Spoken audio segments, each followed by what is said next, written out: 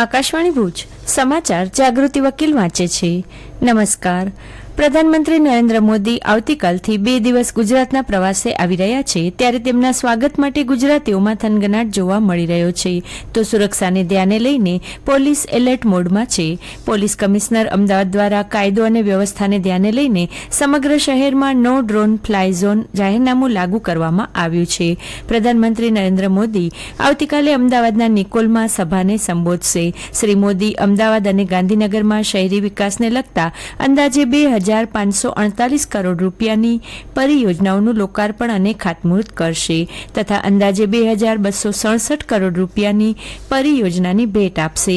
આ પરિયોજના હેઠળ અંદાજે 1,624 કરોડ રૂપિયાના ખર્ચે સરદાર પટેલ રિંગ રોડ 6 માર્ગીય બનાવાશે, જ્યારે દક્ષિણ પશ્ચિમ ઝોનમાં નાનું રમતગમત સંકુલ બનાવાશે. શ્રી મોદી ગાંધીનગરમાં શહેરી વિકાસના કુલ 281 કરોડ રૂપિયાના વિકાસ કાર્યોનું લોકાર્પણ અને ખાતમુહૂર્ત કરશે.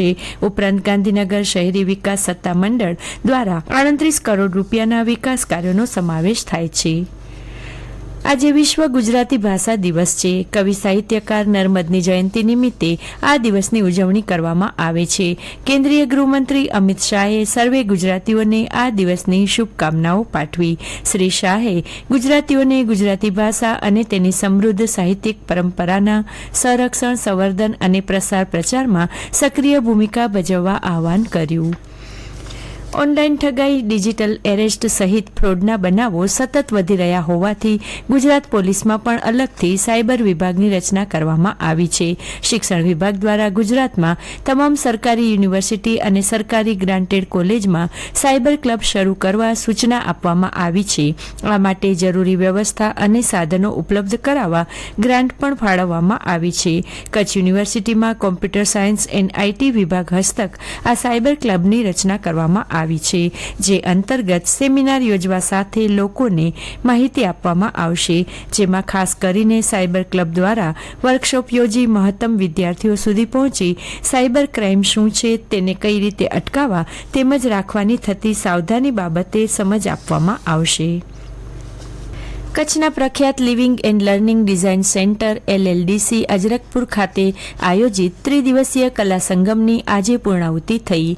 પ્રથમ દિવસે સંગીત શૈલીના કલાકારોએ વિવિધ ગીતો અને ગઝલોની રજૂઆત કરી હતી.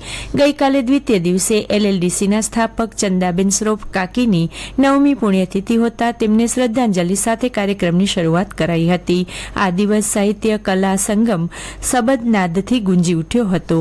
તૃતીય દિવસે આજે વિવિધ નૃત્ય કલાની પ્રસ્તુતિ કરવામાં આવી હતી. સમગ્ર રાજ્યમાં પ્રથમ વખત યોજાયેલ એવા આ કાર્યક્રમ દરમિયાન ત્રણેય ક્ષેત્રમાં જૂની અને નવી પેઢી વચ્ચે અનોખો સંવાદ સર્જાયો હતો. ઉપસ્થિત સૌ મહાનુભાવોએ ભાવિ પેઢીને સંગીત, સાહિત્ય અને નૃત્યનો આપણો ભવ્ય સમૃદ્ધ વારસો જાળવવા સાથે તેનું સંવર્ધન અને ડોક્યુમેન્ટેશન કરવાની સલાહ આપી હતી. હવામાન વિભાગની આગાહી મુજબ સમગ્ર ગુજરાતમાં સાર્વત્રિક વરસાદ નોંધાયો છે. રાજ્યભર સાથે કચ્છમાં આગામી 30 ઓગસ્ટ સુધી ભારે વરસાદની આગાહી કરવામાં આવી છે. આજે કચ્છમાં ઝરમર ઝાપટા સાથે સવારથી વાદળછાયું વાતાવરણ રહેવા પામ્યું છે. કચ્છ જિલ્લા કંટ્રોલ રૂમ પરથી અમને મળતી માહિતી મુજબ આજે સવારે 6 વાગ્યાથી સાંજે 6 વાગ્યા સુધીમાં ભુજ અને લખપતમાં 1 મિલીમીટર, ભચાઉ, અંજાર, નખત્રાણા ખાતે 2 મિલીમીટર, જ્યારે ગાંધીધામ અને મુન્દ્રામાં 3 મિલીમીટર વરસાદ પડ્યાના અહેવાલ છે. તો અબડાસા, માંડવી અને રાપર ખાતે વરસાદ પડ્યાના અહેવાલ નથી.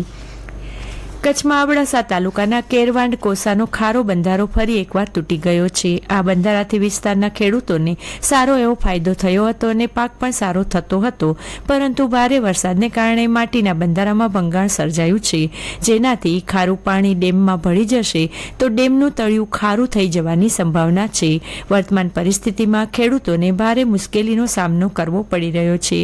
ખેડૂતોએ પાકો બંધારો બનાવવાની માંગ કરી છે, જેથી ભવિષ્યમાં આવી સમસ્યા ન સર્જાય.